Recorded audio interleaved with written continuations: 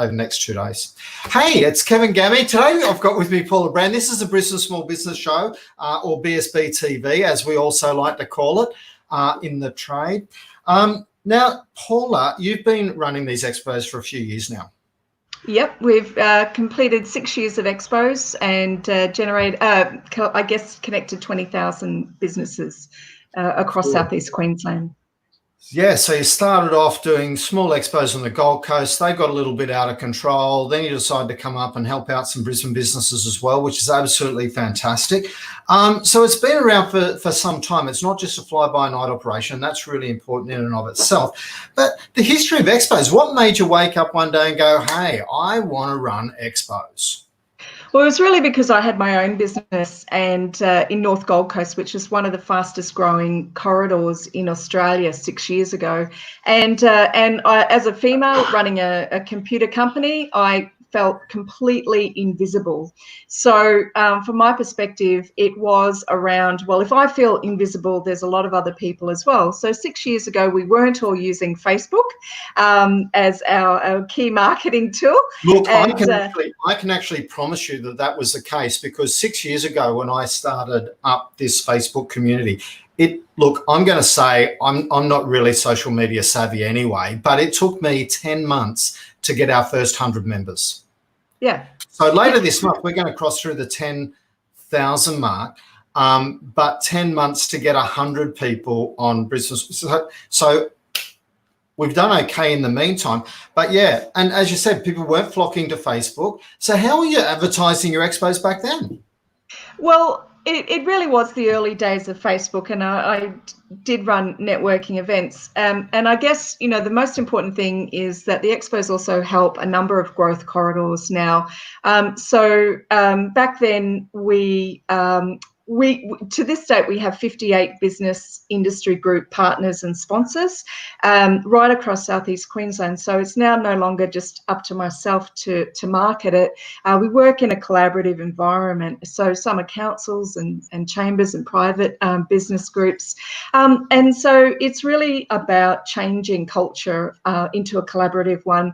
So 6 years ago, we were saying to councils, stop building shop fronts. We have too many. The shift is back to home base. So we did research with the University of Queensland, and you know, 6 years later, it's happening. Hey? Were you speaking to people in China by any chance? Well, no, I've almost felt like I was speaking Chinese to some organisations and major entities. But, you know, now the fact is with COVID-19, entities cannot ignore us. You know, they always thought we were going to be there, that small business is the backbone of our country. They were always going to be there. However, they're no longer there. So I think really the shift's happening that now entities have to include small business as a key economic strategy. And this is great times for us, I believe, Kevin, in moving small business forward. I'm going to go even further, and I'm going to say we need to talk about the microtisation of business, but that's a whole nother genre within small business. And, you know, with 60% of small business being made up of solopreneurs, and then another, you know, 35% being your micro businesses of less than 5 people, and then going up into the 5 people plus 5 to 20 people, you know, it follows the whole, you know, huge percentage, the shift. So we've got something like 1.4 million small solopreneurs in Australia. And if we bring that into the corridor that we're talking about, where, you know, I'm sure our figures will potentially be made, but we're talking about around about 200,000 businesses. That's right. Yep. So we recognize, yeah, that's right. 1,000 solopreneurs plus in this area. Yeah. So, and we recognise that from our studies as being 25 to 30% are home-based mobile and online businesses. They're invisible businesses. And so, you know, we've never said expos are for everyone, but we do know that there is a quarter of our small business population who needs face-to-face interaction. Online will never be a solid option for them. So hence why we have the expos.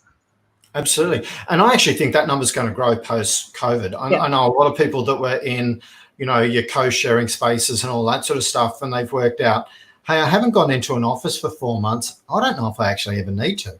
Yeah, absolutely. Yeah. I mean, the days of a business taking a 60,000 shop front a year is, I think, to be honest, stopped about 5 years ago, but now it's hitting home as to the huge shift that's happened. So my message has always been, stop building shop fronts or strip shops, not strip shops in strips.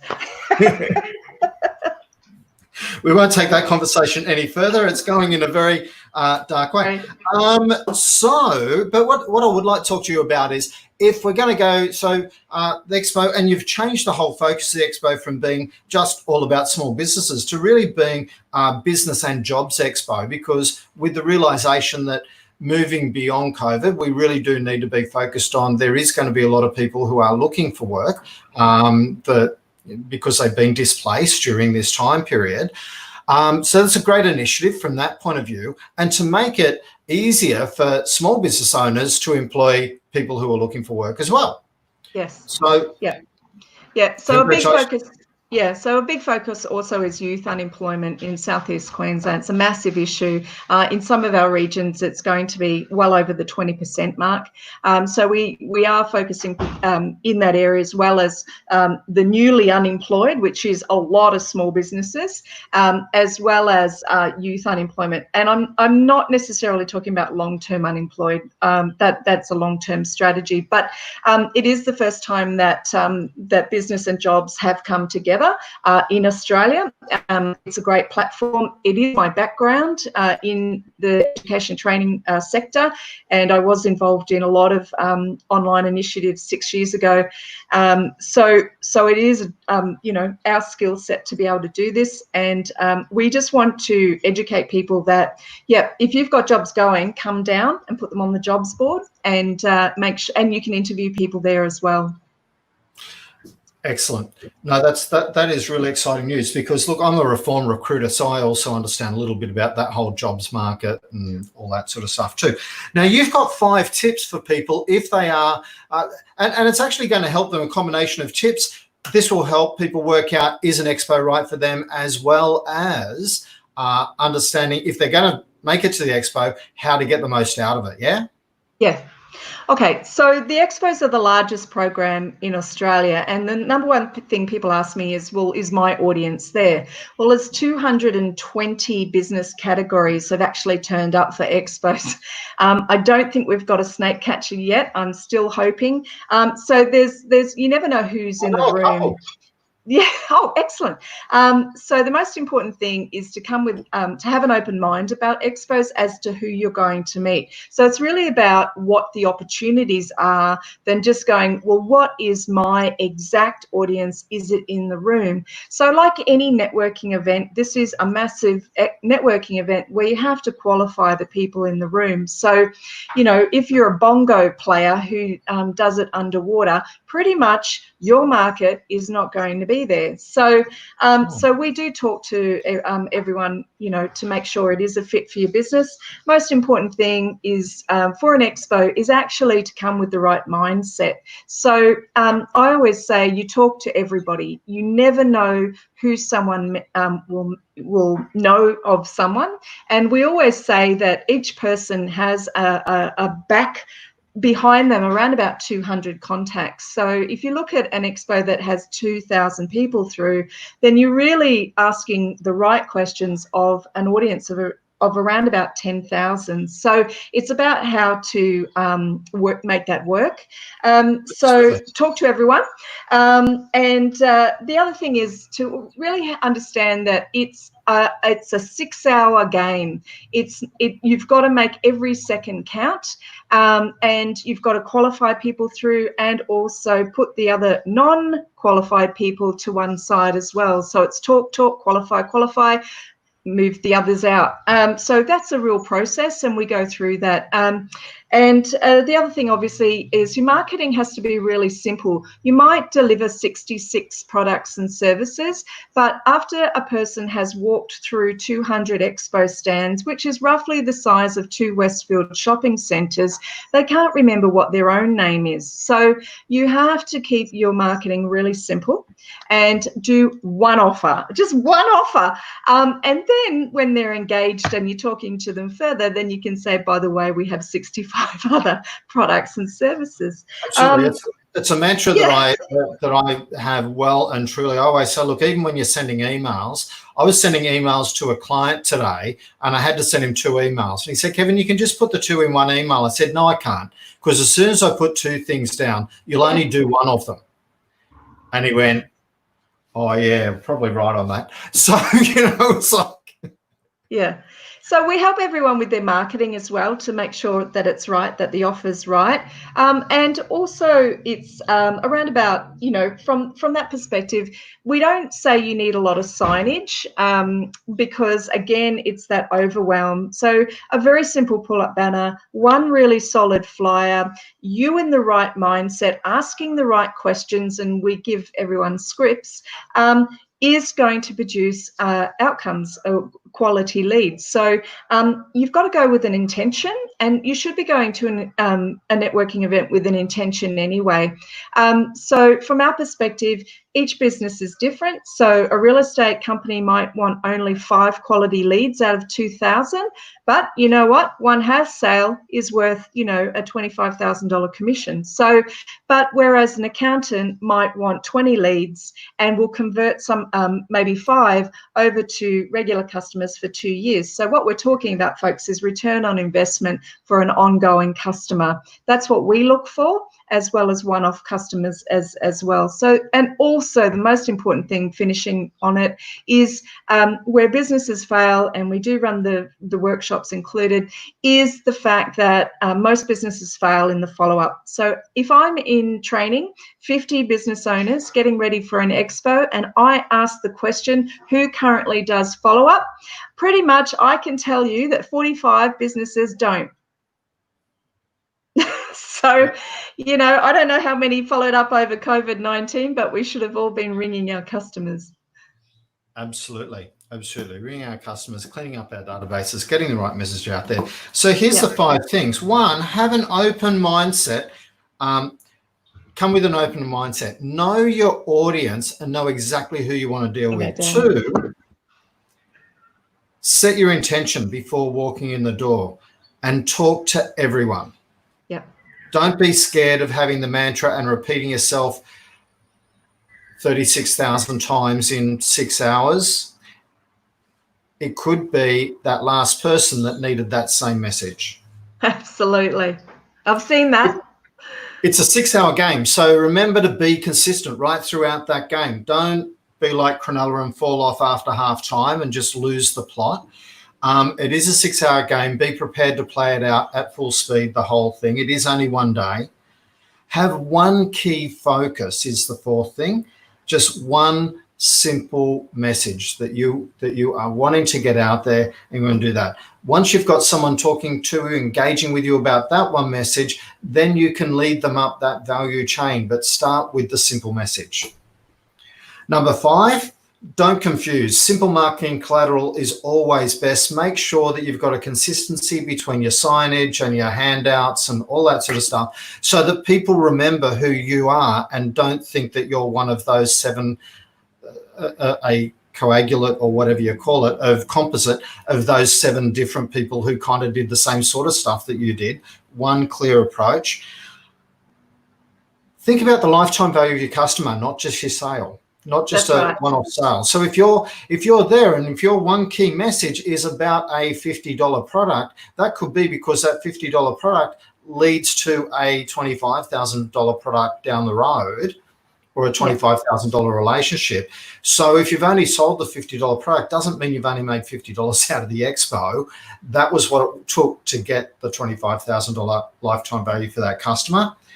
Yeah. And as a bonus, make sure that before you go, you've got stuff ready to follow up, and you've got your systems and your processes set to make it easy to follow up.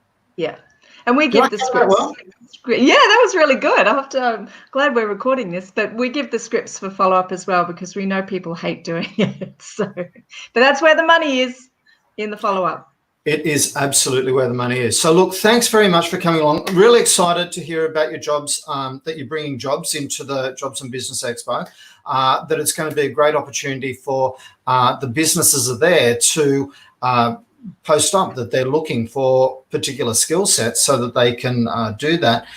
There is going to be the microtisation of the workforce, and I do believe more people are going to not be re-entering the medium and large business workforce as a result of the period that we've just gone through.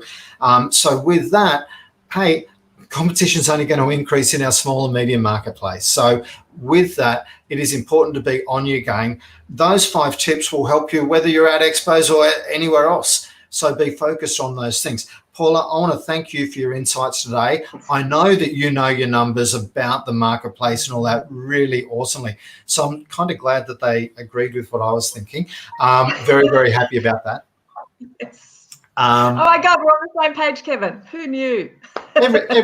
every now and again we get lucky, Paula. Yeah. So, no, look, Thanks. really happy to support this. Don't forget to be sharing this content back into Business Small Business on a regular basis, leading into your different things. And with that, now you do have different training in relation to your expos before they launch, don't you? Yeah, so because again of my training background, training to me has been crucial. So we've trained 3,000 businesses so far and staff. I say to anybody, if you book into a stand, I don't care if 5 staff come, it doesn't worry me. So the fact is that the skills are great, no one else delivers them, and you can tick off some extra training for your business. So it's included in the price, and we run those around about 3 weeks prior to every expo. They also consider it a free networking event because usually we have between 50 to 100 exhibitors there. So you're getting that information plus also meeting what I would call the warm market. They're all the ones really who stepped up, who wanted to do the business. So got to go and meet them.